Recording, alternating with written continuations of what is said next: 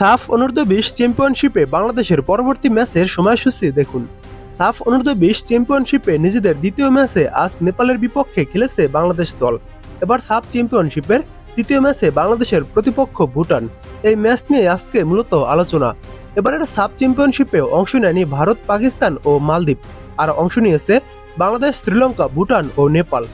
তাই এবার এই বাকি 4 দল নিয়ে ভিন্ন পদ্ধতিতে অনুষ্ঠিত হয়েছে সাফ অনূর্ধ্ব-20 নারী চ্যাম্পিয়নশিপ।